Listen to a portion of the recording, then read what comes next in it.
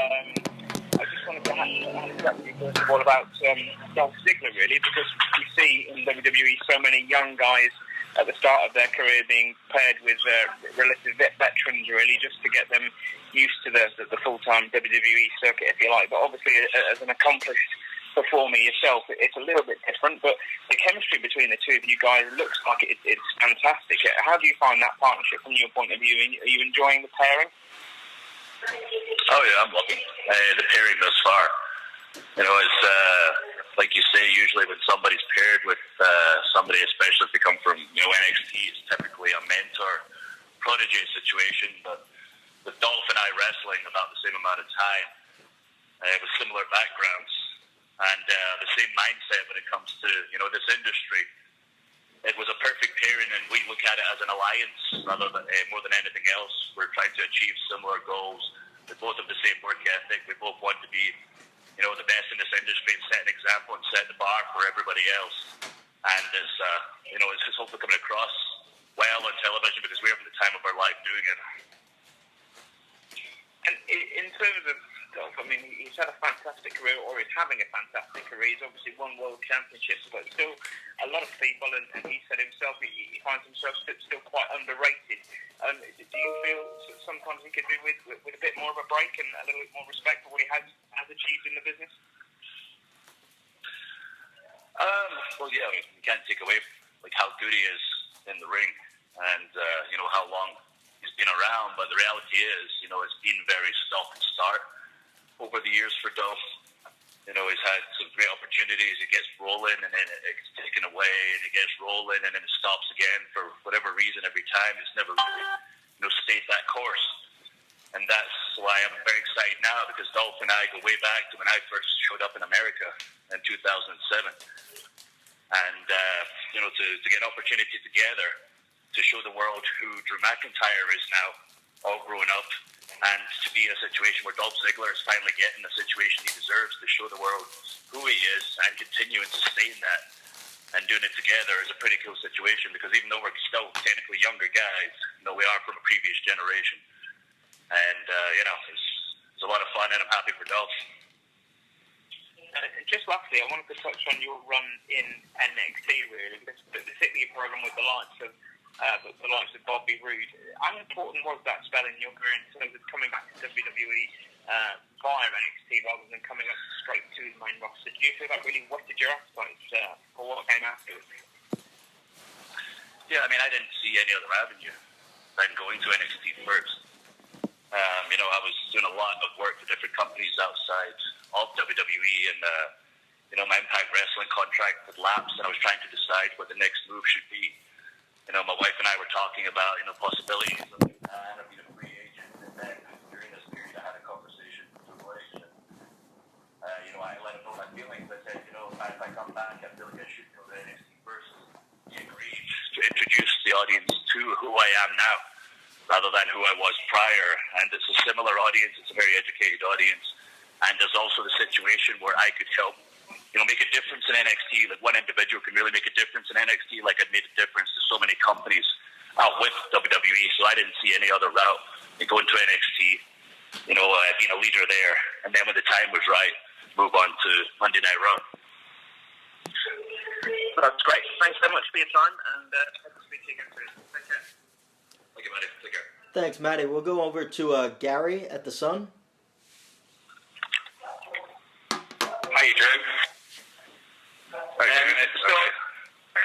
Yeah, I'm great, thank you. You just spoke a little bit there about your relationship with Dolph Ziggler. A lot, and you spoke about the educated wrestling fans. A lot of wrestling fans, believe that superstars have really paid the dues until they've done their independent circuit. Obviously, Dolph's been a WWE lifer, so to speak. Yourself, you've had, a number of vast experiences. I was just wondering what your thoughts on that were. What's the best thing or the best bit of advice that you've received from Dolph since working with him? I don't know so much if I could say there's been advice as such. Dolph and I have a similar past. Our relationship is more pushing each other to be the best we can be. If we have a week where it's okay, even if everyone else is happy, if the management's happy and the crowd are excited what happened, or they're not annoyed with us because we're bad guys. That's our job. If we feel that there's something that we didn't do well, we're very upset with ourselves. We get frustrated because we're perfectionists. So it's more of an egging each other on to be better and try to top each other, and we have like a little competition going while we're on the same team, because the way we look at it is, if we're in competition with each other, no one else can match us. If we get to wrestle guys like the Shield, who are as talented as they say they are, we can really set a bar to show the rest of the roster. You've got to be at the same level as us guys in the Shield, because if you can't match us, perhaps you don't belong on the #1 show in the world. And there's plenty of people waiting to take your spots in NXT and the Indies, because I've seen it firsthand. And you suffered injury at the end of your time with NXT. How long was it before you found out that you were going to be working with Dolph, and who told you? What was your first reaction discovering that's what they got planned for you? Just for answer, I think somebody's got in a train station or something. I can just hear background, like a woman's voice. Sounds like a train station or something. Somebody giving a speech in the background. I don't know if somebody needs to hit mute there. But yeah, regarding Dolph and the pairing, I didn't find out till the actual day that we were going to be put together.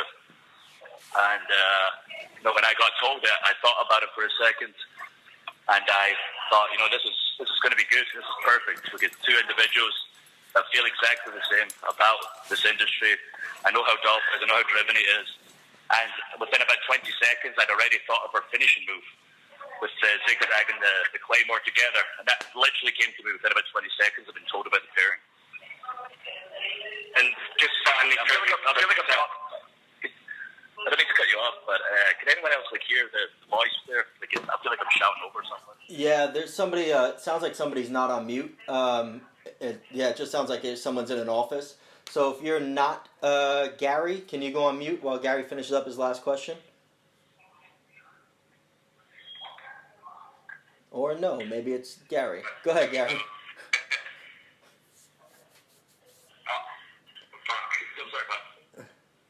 No worries. Obviously the first time you arrived in WWE, you were dubbed the chosen one by Vince McMahon. I was just wondering, did you feel that had a bit of a negative impact on yourself, sort of putting extra pressure on you? And how closely did Vince work with you then and compared to now? I mean, he worked closely with me then, and we work closely now, because the way I always look at it is, if you're going to work for a company, you have to build a relationship with the boss, or how you're going to know what he actually wants. And when it comes to the pressure-wise, I saw it as, motivation when I was a kid. I didn't know any better. I perhaps wasn't ready for the opportunity at 23, 24 years old. It's much like somebody walking into the sun there, like in your office, and just pointing at you saying, "Everybody, look at Gary here. This is the guy. I want you to know Gary here. I'm pointing at him right now. Gary's the man from now on." So some people might take that as pressure. Maybe you would take it as pressure if the head of the sun came in and pointed at you in that way, but I took it as motivation, but also at the same time, I perhaps didn't have all the tools to be that top guy that he hoped at the time. And there was a lot of stuff going on backstage that you can't necessarily help, and people but perhaps get a little bit jealous when a young guy gets that opportunity. But these days, I've worked hard. I've became a top guy, became a franchise player in a lot of areas, and I'm absolutely ready for every opportunity that comes my way right now. And I do work closely with the boss, because I want to know what he wants. Because after all, he can see into the future. As far as I'm concerned, he predicted the network about 20 years ago. People laughed at him. He predicted the company going public years before it happened. And he predicted Drew McIntyre as the future main eventer years before it happened. The guy's got a crystal ball. Perfect. Brilliant. Thank you very much. Well, best of luck. Thank you, buddy. Thanks, Gary. We'll move over to Yash in India. And again, if it's not you, go throw it on mute for me, please. Thanks. Yeah, definitely I'm shouting over people. Hey, buddy. Hi, Drew. Can you hear me? Yes, I can hear you. Hello? Hey, buddy. How are you? Yeah. Drew, what is the difference you saw at NXT and Raw since you came back? The atmosphere, the management, the working. Can you just help me with what do you think of it as you worked under your same umbrella or the single umbrella? sorry, can you repeat that one more time? You saying the differences between NXT and Raw? Correct. Since you came back, how is it different? Like the atmosphere, the management, the working. How is it to work with both the brands? Oh, the atmosphere is great. You know, at NXT and Raw, you know, everybody is very, you know, competitive, but in a good way. And these days, and when I first started, there was perhaps some people that weren't necessarily looking at the bigger picture and trying to help people out. They were mostly in it for themselves. But now, it's a case of everybody's looking to better everybody because you want everybody to make it. Because in the end, if everybody on the show means something, the crowd care more people will watch. The company will do better, make more money, therefore we'll make more money, and the fans will get a better show overall. So I notice now definitely it's more of a team than it used to be in the past where it was a bit more selfish. Okay.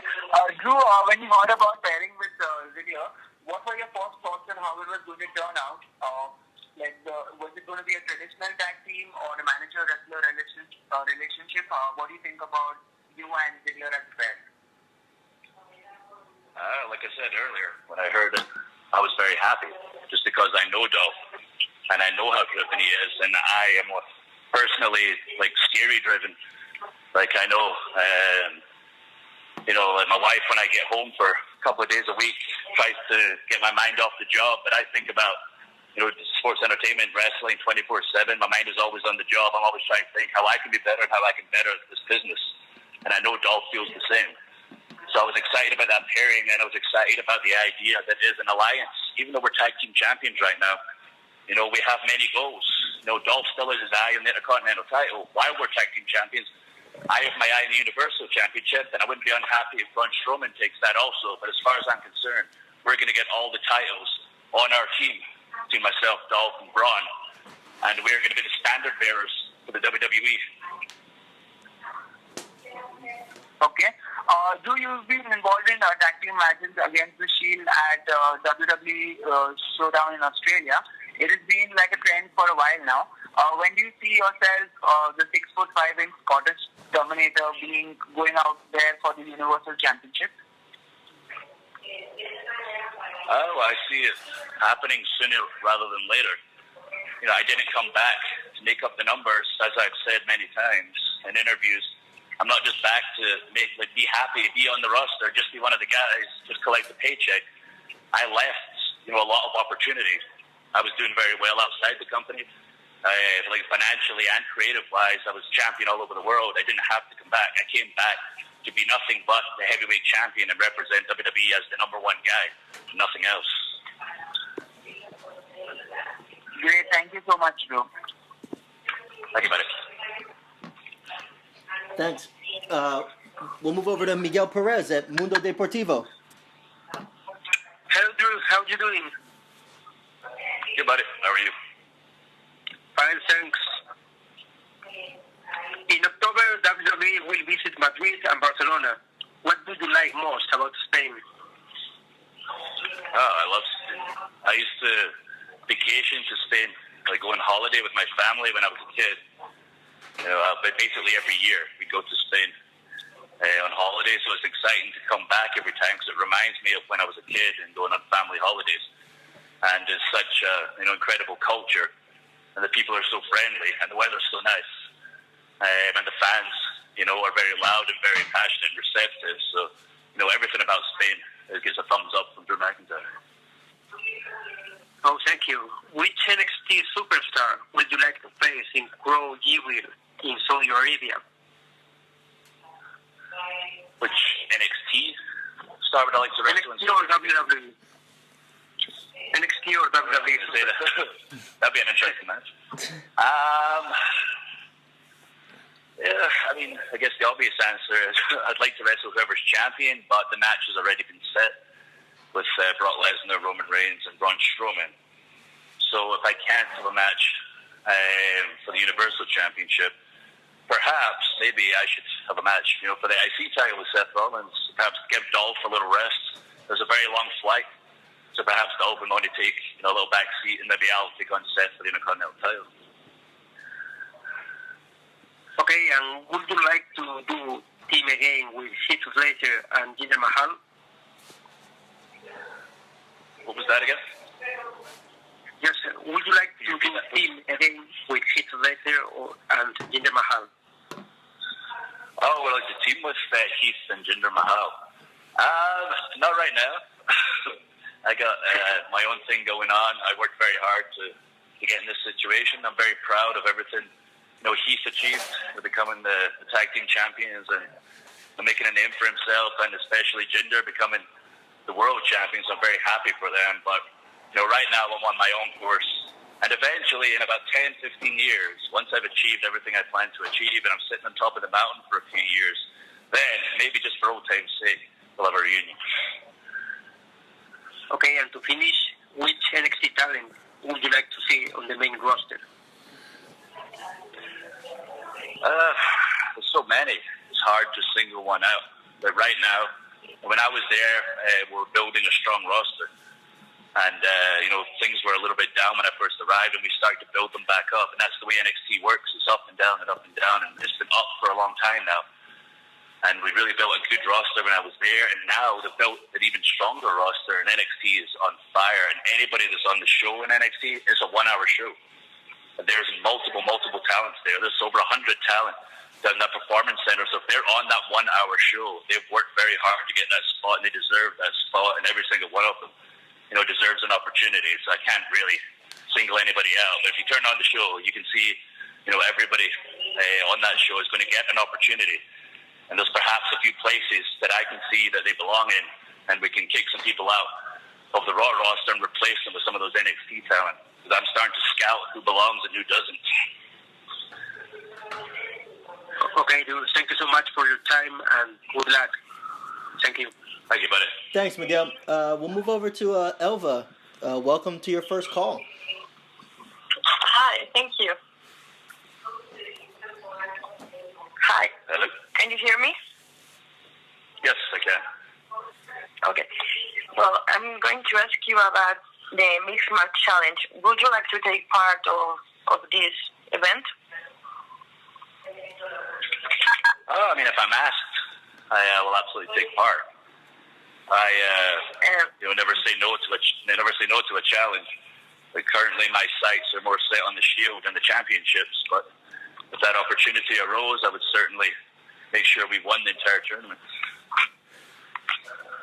And who will you choose as your partner?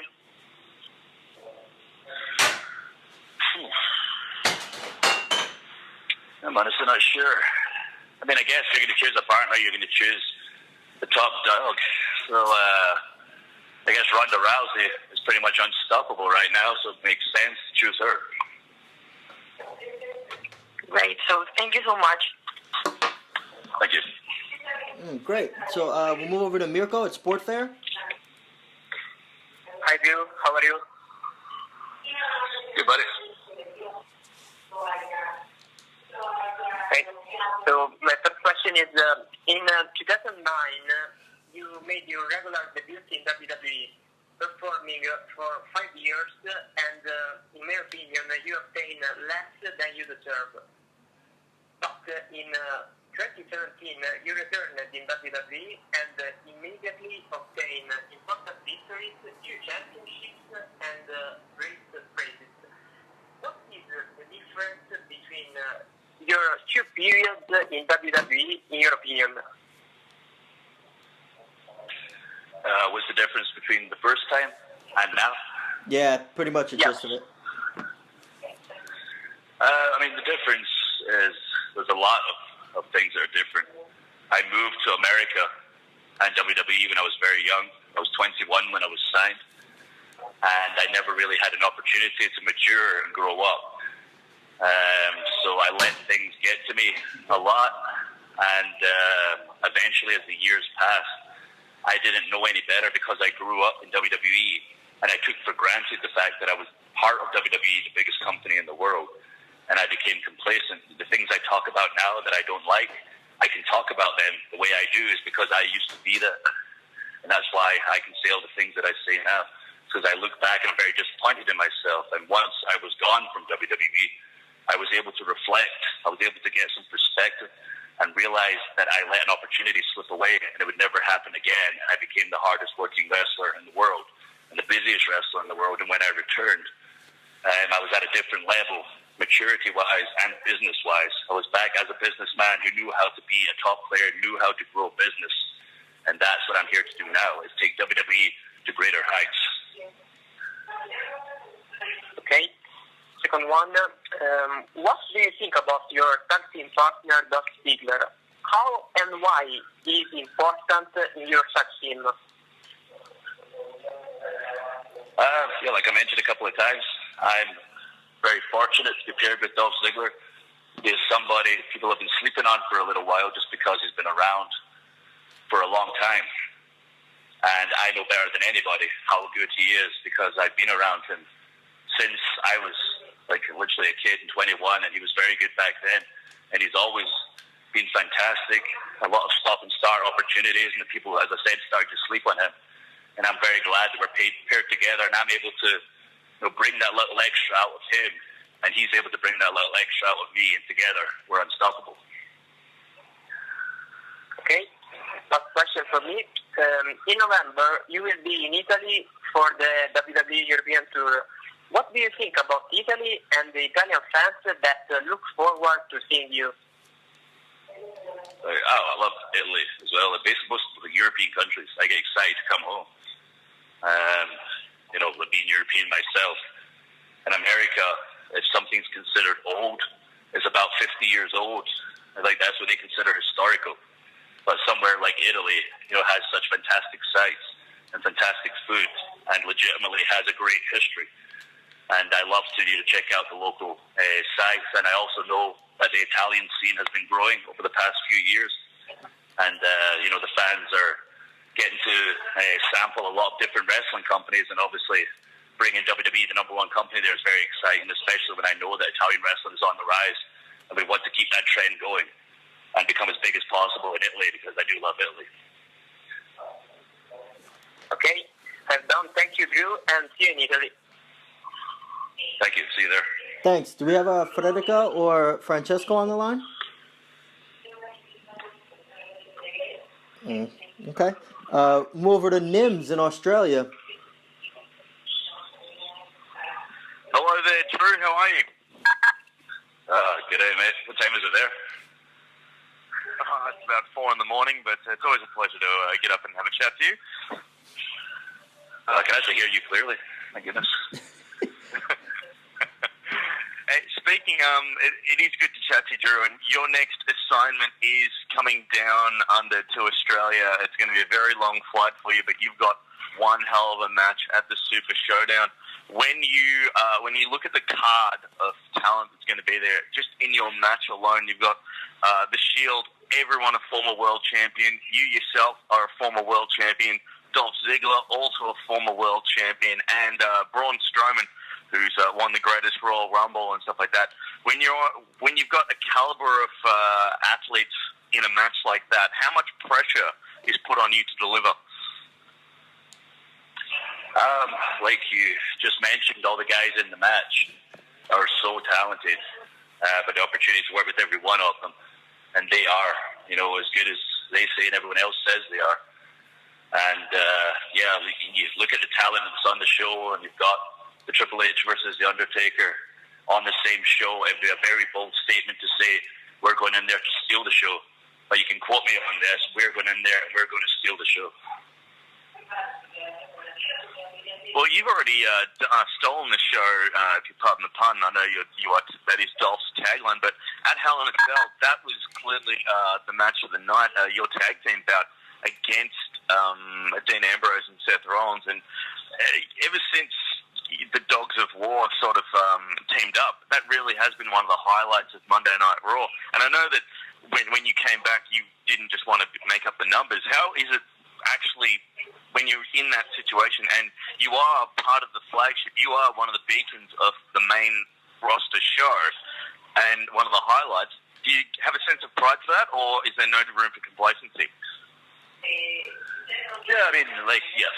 When I go home and my wife makes me relax for a minute, I can take a second and take in what's happening, and I'm able to say, just that whenever I deserve it, I've earned my spot. But like you say, there's no room for complacency. There's not much time to think about it. It's just, I appreciate when people, give us some positive feedback. In the past, when I was younger, I might have took that and allowed it to go to my head and get a bit of an ego. Now I take it as we're on the right path. We're achieving what I wanted to achieve coming back, and that's keep advancing this industry. And when we're working with the level of guys we're working with, the goal is just set that standard, set a bar that everyone else has to aspire to live up to. And if they can't match us in the ring, if they can't match us outside of the ring, perhaps they don't belong in the number one show in the world. And there is plenty of people waiting to take their spots, like I said earlier, in NXT and the independents. And I've spent a lot of time in Melbourne. They're wrestling over in Melbourne. I know there's a lot of talent there as well. Yeah, it's just amazing how much international talent, not just from Australia, but we see a lot of the European scene have made their way over to the WWE at the moment. Do you feel that superstars like yourself are the ones that sort of open the door? So maybe there was a kid in Scotland or in Europe, or that even saw guys like Sheamus and thought, hang on a second, this can be my, it's a realistic pathway to actually become a WWE superstar. Do you feel like you've opened a few of those doors? Yeah, I mean, I guess so. I've had multiple people actually tell me that the period I was gone, I spent a lot of time in the UK and Scotland, and I can't even. I was very fortunate the amount of people that actually told me that, because when we were signed, there wasn't many people getting signed from Europe at the time, and there was nobody that had ever been signed from Scotland when I got signed. We were literally picked up and dropped in America. There's such a streamlined process now. It's like they built a bridge to make it easier, for people to acclimate. But when we moved there, it was a bit of a culture shock, a heck of a culture shock, actually. And it is pretty cool that when I'm in America and I'm watching the scene growing, especially in the UK, and I start seeing other people announced from Ayr, Scotland, multiple people from Ayr, Scotland. Ayr is a very small town in Scotland, and I've got about 6 or 7 wrestlers that I know of that are from there. And it is very cool just to watch, the scene booming the way it is, and the level of talent is just unbelievable. Because I say when Sheamus and myself and Wade Barrett moved to America, we were like the top level guys, and we were not very good when we first moved over.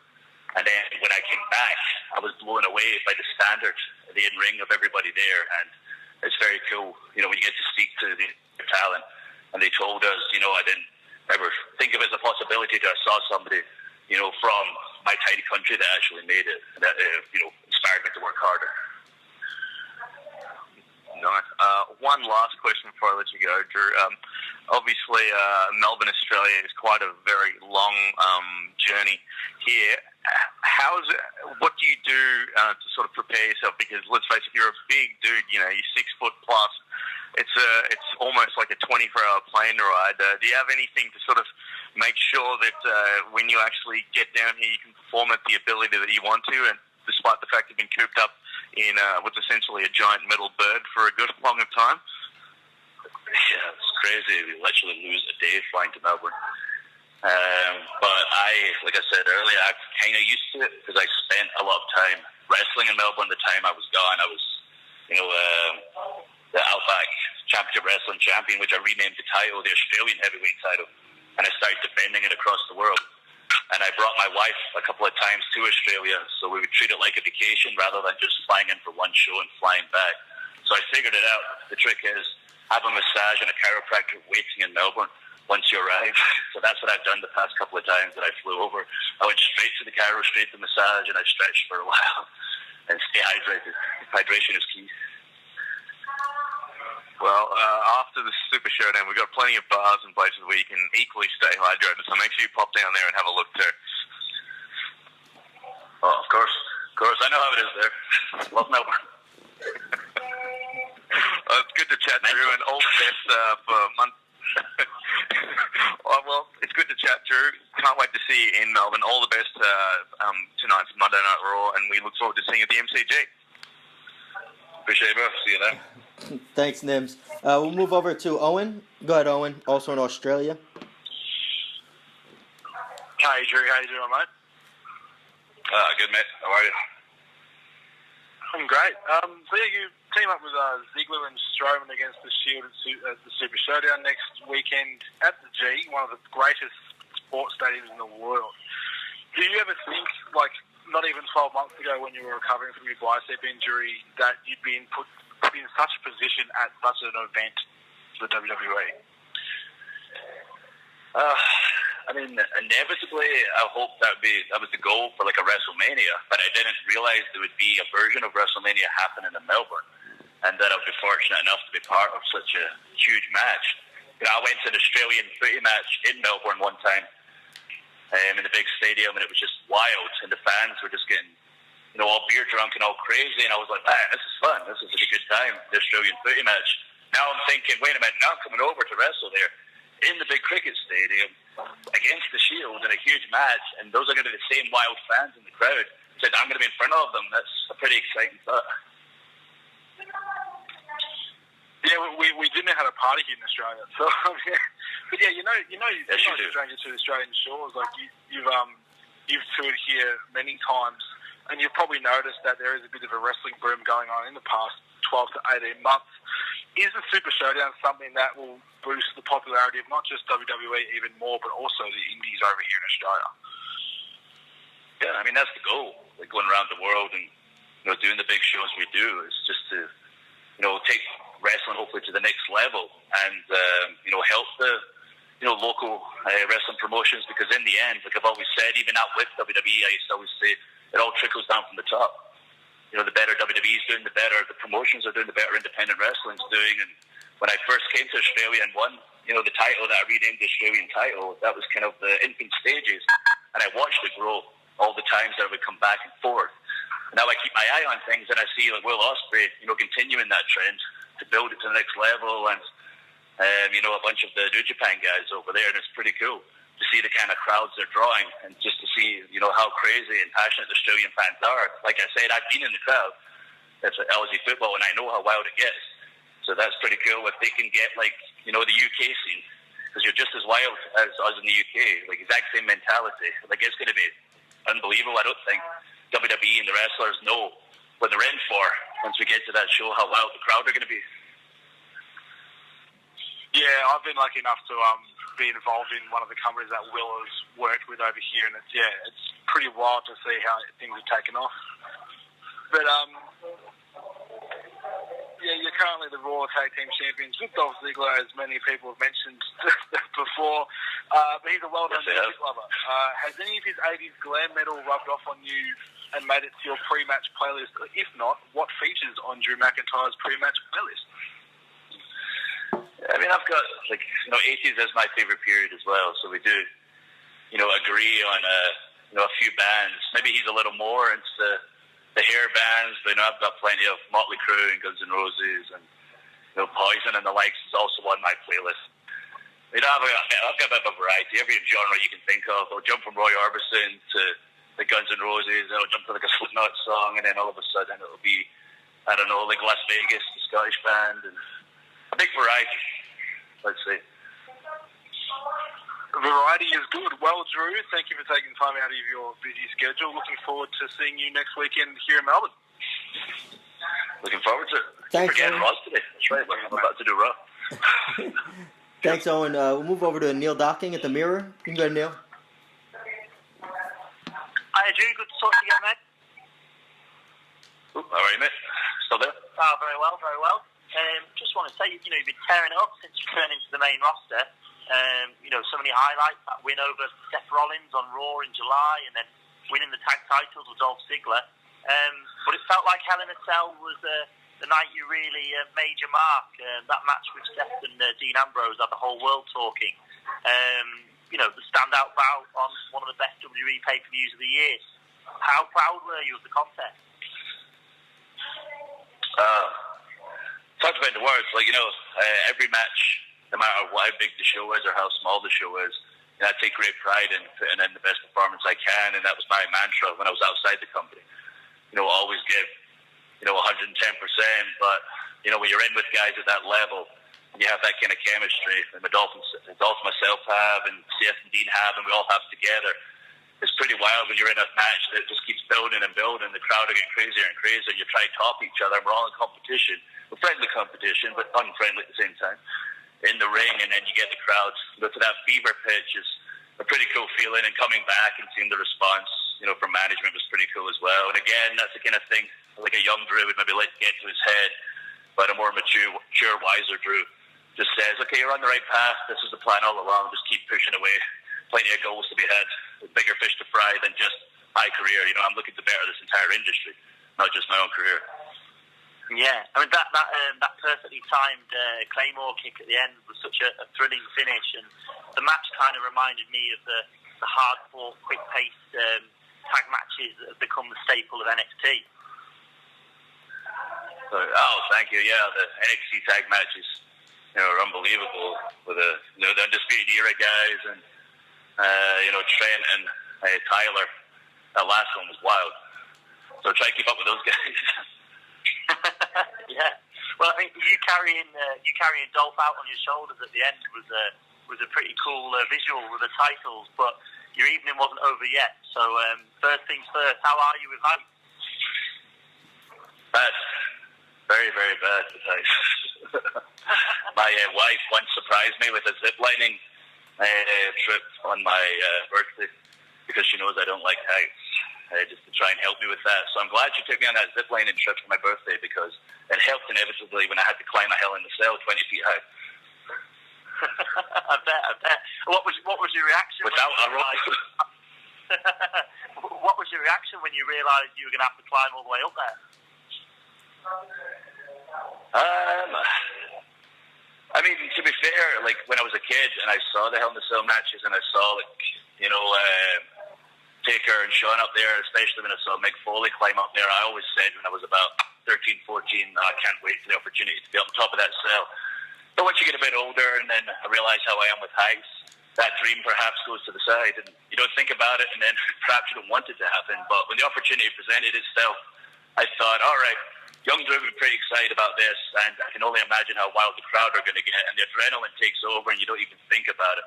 Like, I scaled that thing just with my fingertips, basically. I barely used my feet. I honestly just, if you watch, I don't know how many camera shots they got off me, but I basically just used my upper body and pulled myself all the way to the top. The adrenaline was so high, and to hear the crowd lose their minds as we were all fighting up there was pretty incredible. In the back of your mind, you've got, obviously, the choke slam with Foley and Taker in the back of your mind when we went through the cell, but you try not to think about it too much. Yeah, that's what I'm going to say. Every move you do up there, just because of where you are, it has fans like gasping and drawing their breath. And I think you hit a clothesline on Dean, and he fell on the roof, and your heart must be in your mouth for a second. I guess it's the same for you guys. We both hit the same panel. We landed in the same panel, and we hit hard. I rolled over, obviously, it didn't feel too good, but also at the same time as it didn't feel good, I was thinking, oh my goodness, that could have been bad. Yeah. Well, I mean, it must have been some buzz when the event ended, and fortunately for you, you weren't the one crashing through the announce tables. So, yeah, I mean, the worst part, to be honest, is the climb down. I'm not saying it's better to fall off through a table. I'm just saying the climb down when you can't see and you're coming off the side of the cell doesn't feel too good. But being up there and seeing all the fans, like if you're able to take a moment, I try and take in the moments these days.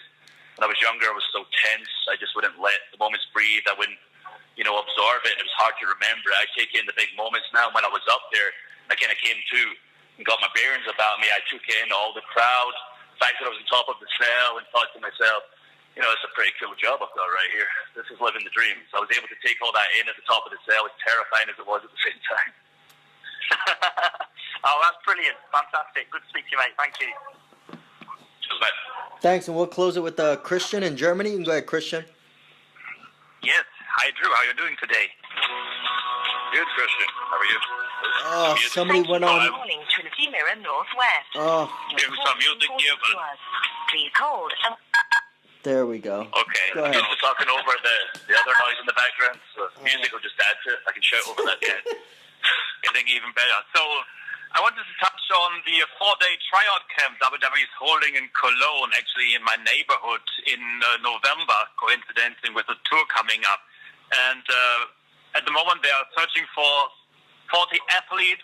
40 spots are given out for the tryout camp. Obviously it will help if you bring in experience as an independent wrestler, but what other aspects or talents in sports entertainment would be helpful if one is dreaming of a career in WWE?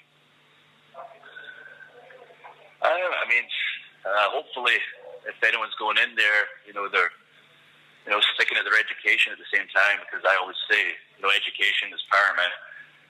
When it comes to this job, like I stuck in at my university, got my degree, and it was the same year I was signed. And so, have the dream in mind, but also at the same time, make sure you've got, that education. At the same time, just remember, it's a business. Like, I know these days it's not about necessarily just how you look. It's about how you wrestle in the ring and the kind of person you are. But also, it is also about, how you look. If you can create a look, you don't have to be a big bodybuilder. You can create a look that turns heads.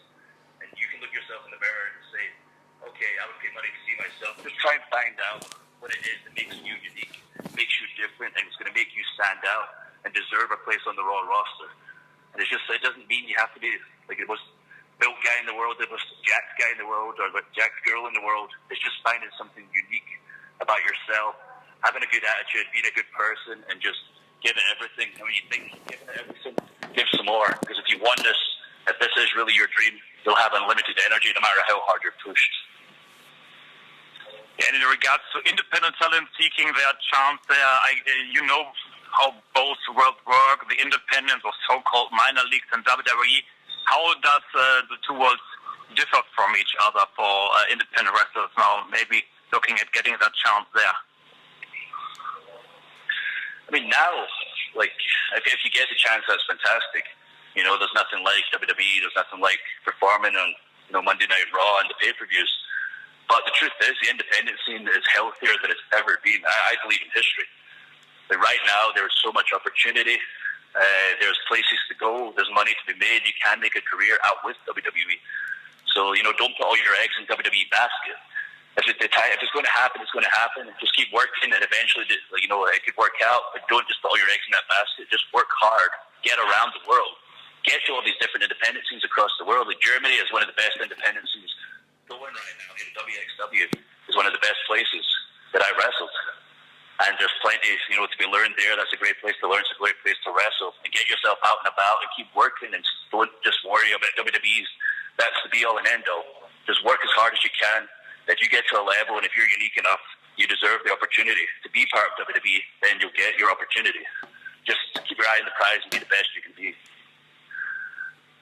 Now you have a central hub, so to say, for entering WWE with the Performance Center, and people from all over the world going there. Obviously, when you entered and went into pro wrestling, it was much harder time to find a spot and getting started. So what was like getting started in wrestling in Scotland back in the day compared to the situation we have now with the independent scene thriving and the Performance Center being the focal point? Oh, yeah. I mean, there's no comparison. It's night and day, and I'm glad that the level is where it's at now, because wrestling is just very, very healthy. There's no garbage promotions anywhere. When I was younger, there was a lot of garbage promotions, and there was no wrestling in Scotland.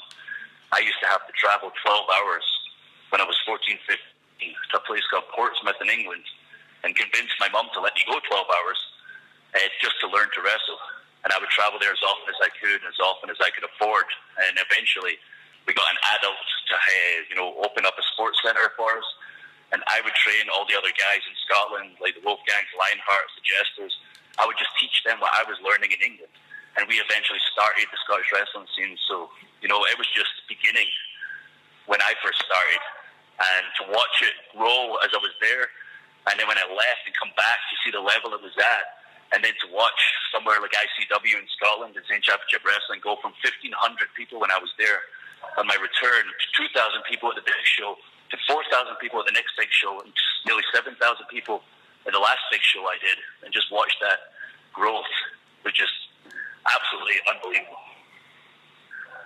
And one last thing, you've been now about 6 months in since you returned to the main roster, and before that you were very confident, had a confident impression about yourself that you gave in interviews, and you are now finding, I guess, your groove and getting better and better with each week. You mentioned the match with Seth and Dean, and I think the finish of the tag team match at Hell in a Cell was the best part of the show, in my opinion.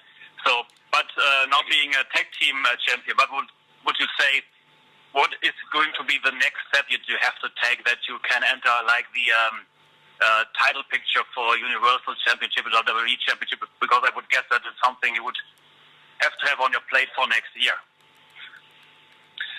I've got it. My mind is sooner than that. You know, that's the goal. I didn't come back as some rookie looking to work his way up the card. I came back looking to make statements. And with Dolph, we said from the beginning, you know, we started off attacking titles worldwide. And we said, you know, we're here, we'll get bigger fish to fry than this. And we have some big goals. And we're not just here to make up the numbers, we're here to eat them up. And right, like from there, we jumped straight over to get Seth Rollins, because the way we saw it, he had an open match challenge. There's nobody that works harder than Seth. He's great in the ring. He deserves everything he's got, and he works for it. So the way we figure, he's the standard for the work rate around here. We take him out, that we become the standard. And right now, that's just been the goal. It's just setting examples, working with the top guys that we see that belong here, and taking them out, because we think if we take their place, then we're going to represent this place. And eventually, the titles are going to come to us, and we're going to be the standard bearers. We're going to set an example for everyone else. If you don't live up to our high standards, then you're not going to belong on Raw. And I will personally kick your arse out the door on the way out if you don't belong here. Yeah, one last thing. It was like 9 years ago tomorrow when Mr. McMahon introduced you as the next, or a future world champion on SmackDown. So you're entering like the 10th years now since that has been announced by Mr. McMahon. So I guess that would be a great goal to achieve over the next 365 days. So yeah, I mean, that's never happened before, will likely never happen again, where Mr. McMahon personally endorsed somebody on television like that and named them, you know, a future world champion, and, you know, if someone is extraordinarily aggressive, which I still am, and badass, and all the nice things he said at the time. And like I said earlier, you know, when it comes to Mr. McMahon, he's a bit of a, you know, Nostradamus. You know, he's a bit of a, with the predictions. Like, you know, he said the company will be public one day, people will scoff. It happened. The company became even bigger than it already was. He's talked about the network for years, from what I hear, for like the past 20 years. People laughed at the idea of it. It's happened now. And 9 years ago, tomorrow, wherever he said it was, he said Drew McIntyre, you know, future world champion, you know, future standard bearer for the company. And he didn't say a timeline, but he has that crystal ball. And I'm looking now to prove him right. Yeah, should be an exciting year coming up. So thanks very much for your time today, Drew.